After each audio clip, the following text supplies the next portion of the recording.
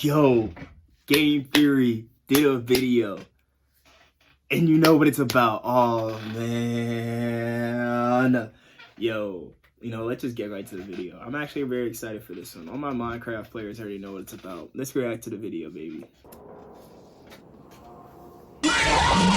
Oh, lame. Boring. Been there, done that one. Guys, huddle up.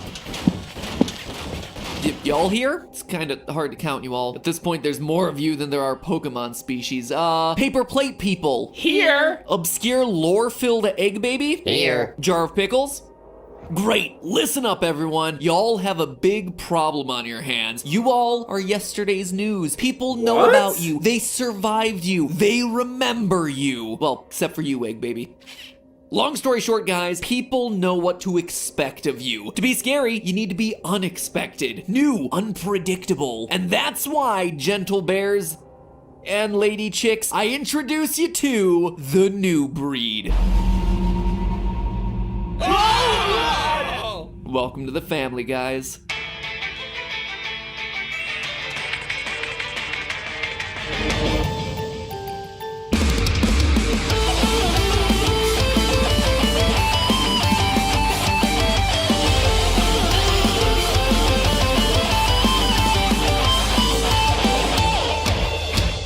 Internet, welcome to Game Theory, the show where my waistline is extending faster than the FNAF universe. When it comes to Five Nights at Freddy's, I've made no small deal about how huge this franchise has gotten. I mean, if you're looking to keep up with all the lore, this year, 2020 alone is home to not one, but 5 new book releases. As if 7 main games, 4 spin-offs, and the Still in the Works movie weren't enough. But there was an announcement made by Scott earlier this year that I've been wanting to talk about for a while. An announcement that, to me, isn't just important to this franchise, but is important for all of gaming. Between all my jokes about how much I hate the franchise and how complex the lore has gotten, I've always said that the way Scott has crafted these games and how he's managed to run his community is perhaps the smartest, most modern way of making a video game. From the very first Five Nights game, he understood that the current age of gaming is all about sharing your experiences, that no 2 playthroughs should ever be alike, that obscure screens, jump scares, glitches, minigames, all of it should appear randomly and with very small probabilities so that people can go online and ask their friends, wait,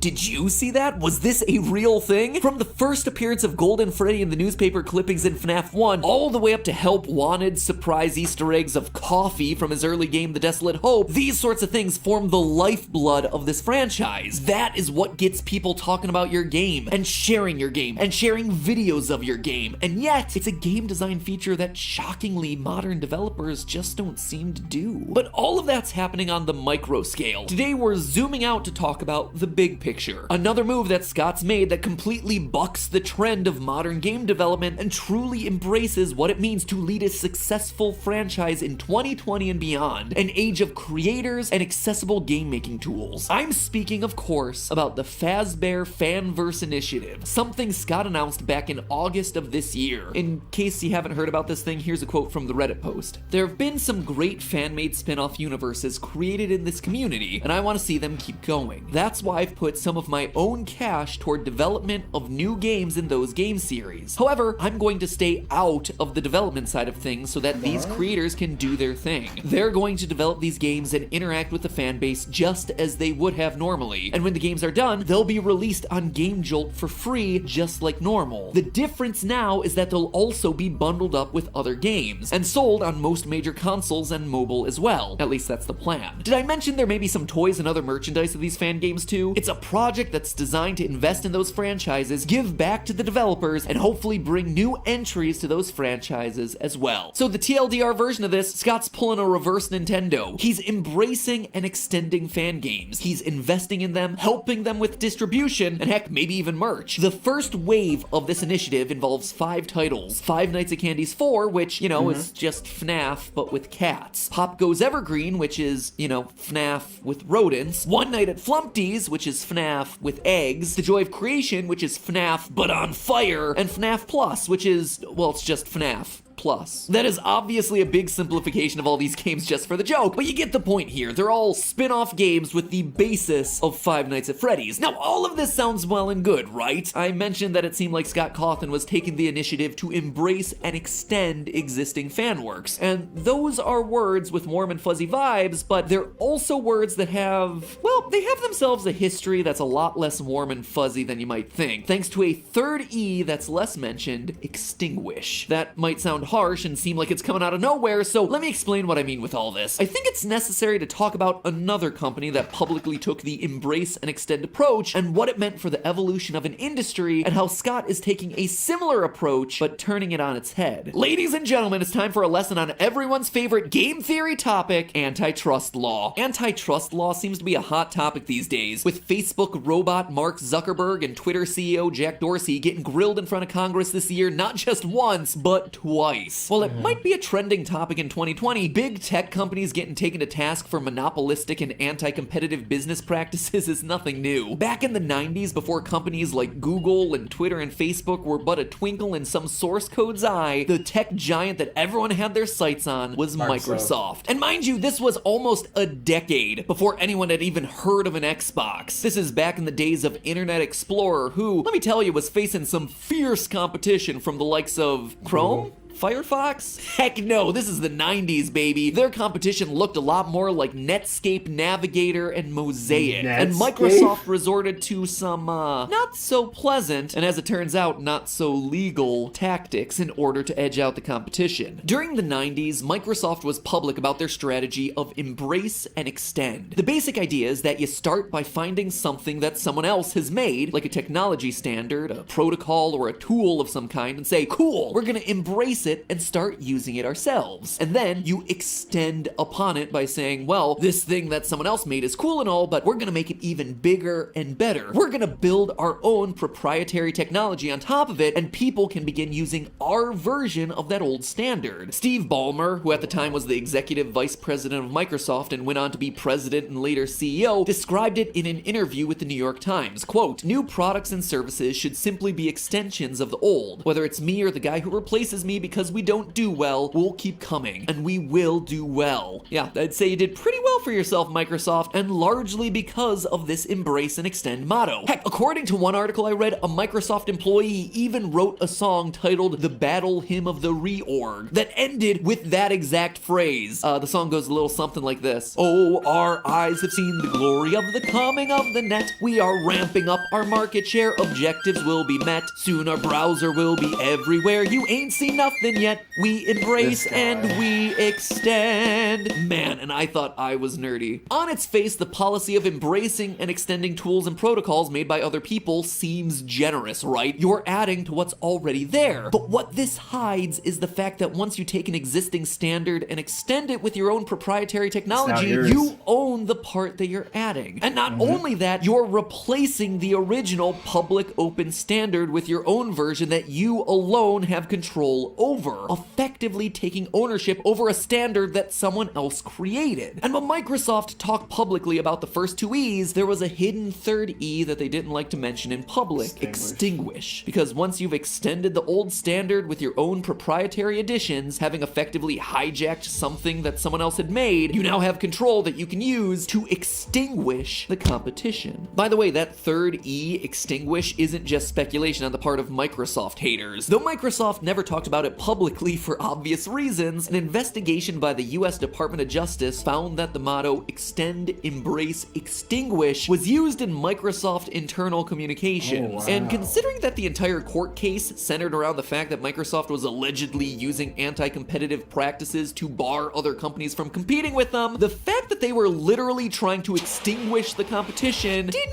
work all that well in their favor. Pro tip, if you have a business strategy that's evil and illegal, try not to use words that make it sound evil and illegal. And then don't use it in company emails, you doof. The Microsoft example is a bit technical, but it's easy to see examples of a similar strategy used in the entertainment world if you look at Disney. Rather than creating their own original stories, they began by embracing folk tales and classic stories in the public domain, like Sleeping Beauty, Beauty and the Beast, Cinderella, and The Little Mermaid. made. No problems there. They were open and available for anyone to How did we use. switch Then up? they extended these classic fairy tales by creating their own animated versions of these stories with their own spins Like, how do we on start them. talking But about then Microsoft they and Disney? effectively extinguished competition by replacing the original work with their own. And when it comes to protecting their own characters and copyright, Disney is fiercely controlling. Unlike Microsoft, Disney has managed to do this without breaking any laws. Technically speaking, they just lobby to change the copyright laws. Mickey Mouse, as a 92-year-old character at this point, should technically be in the public domain by now, Yeah. except for the fact that the laws seem to mysteriously change every time his copyright is set to expire. Strange coincidence, huh? Couldn't possibly have anything to do with the millions of dollars that Disney is spending to lobby Congress every time it happens, could it? I'm telling you, man. There is some serious irony in the fact that Disney has worked so hard to prevent their characters from entering the public domain, despite the fact that they began as a company by creating their own versions of classic public domain stories. And in many cases, Disney's versions of these stories have effectively replaced the originals in the public consciousness, which I gotta say is a shame considering I personally want to re-experience the original Little Mermaid's ending, where, you know, she's given a dagger and has to choose to murder the prince or herself. And the Red Sea at sunset is actually the result of her blood pouring out into the water. Yep, that is the original story. Can't imagine why people would prefer the Disney version. Anyway, it's not all that surprising that you go to the books section of Amazon and search for classic fairy tales like Cinderella. The first thing that pops up is a Disney coloring book. Disney's worked really hard to make sure that their version of the story is the only version of the story that matters. So is Scott Cawthon guilty of doing the same thing here? Funding Okay, here fan we go, projects back might to- seem like a generous gesture, but is this really part of his plan for world domination? Well, the short answer here is no. In fact, while his strategy might at first appear to have some superficial similarities with the behavior of Microsoft in the 90s, you can actually argue that he's doing the exact opposite of the business practices that we see from companies like Microsoft and Disney. And this applies to basically every step in the process. For instance, Microsoft worked by embracing public standards or products that other people had created, and Disney worked by embracing fairy tales and folk stories from the public domain. They were effectively targeting things that other people had created. But here, Yeah. Scott is honing in on what's effectively his territory to begin with. Scott's point. own work is the foundation on which these fan creations were made. They exist with his blessing. This is Good something point. that we talked about in our FNAF fan art video from last year, but the long and short of it is that while Scott doesn't have the rights to publish work created by fans without their permission, fans don't have the rights to publish work based on his characters without his permission. All the fan creators are working with Scott's blessing, but ultimately it's his You could characters and say intellectual property to do that's a with as he good pleases. point. He's not capturing someone else's folklore and planting his flag in it to claim ownership over it. His flag was already there to begin with. And what's more, he's doing this with the full consent of the fan creators, which brings us to the second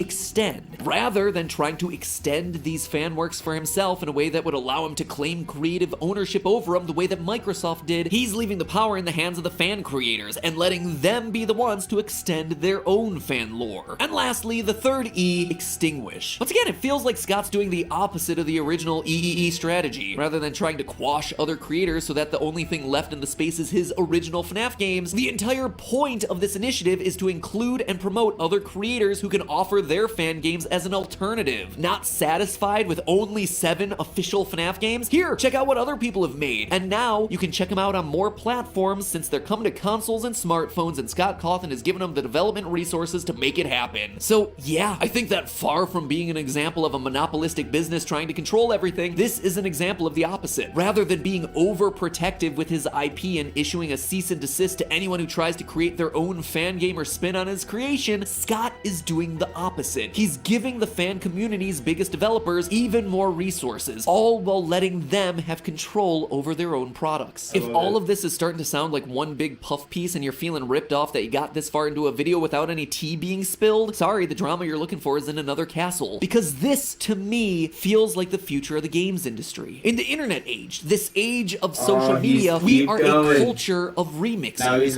We meme, we take other people's creativity, we build upon it, we embrace the the worlds that they've created to make our own original works via fan art, via fan fiction. And that is something that should be welcomed, embraced. If your product is important enough in someone's life that they want to develop their own version of it, they want to show their own fandom by doing their own video, game, whatever, that is a compliment. You hire them, you bless their work, you be a mentor to them, whatever it is. I can't help but think about Sonic Mania, which was created by a team known for their work in the Sonic fan game and ROM hack communities, and Sega gave them the keys to the kingdom to produce what's probably the best canonical Sonic game in recent history. Now contrast Scott and Sega's behavior with Nintendo, banning Twitch live streams for games that were paid for and played on release day, shutting down fan games because they were worried about it competing with their own products, shutting down tournaments run by people that are still really passionate about a multiplayer game that was originally released back in 2001. Sorry to pick on you, Nintendo, but I wouldn't be doing it if I didn't think it was deserved. These are bad moves. When games like Pokemon Uranium or another Metroid 2 remake come out, you just kill them. You stomp on them. What could be, and are in many cases, fully fleshed out games made by creators who spent years putting them together out of a love for your work, you put them through a shredder. Congratulations, you protected your IP, but you killed the love of your community in the process. And from a purely financial standpoint, heck, you could have just embraced those projects. Could have hired those people on, you polish them up a little bit, you had 2 quick and easy money makers. If you're thinking about it from just the pure cold-hearted dollars and cents, that is money you left on the table. Period. I'm sorry, times have changed and the industry needs to change with them. With so many scummy, exploitative, and downright crummy business practices that exist within the gaming industry, it can be easy to lose sight of the positive stories, the companies that are doing it right. And if we're able to recognize the more positive examples of how some companies are able to succeed by doing the right thing, maybe we can get just a little bit more of that sort of thing. FNAF is a huge example of a game that isn't just a game, it's a community of fans that pour tremendous amounts of love and effort into making their own content. Whether it's the Let's Play videos that first brought the game onto the scene during its early days, or the people that have gone the extra mile and been inspired to create their own fan games. The Fazbear Fanverse Initiative is a great example of what can happen when fans love a game franchise, and the franchise is willing to love them back. I just wish more people were paying attention. But hey, that's just a theory. A game theory. Thanks for watching.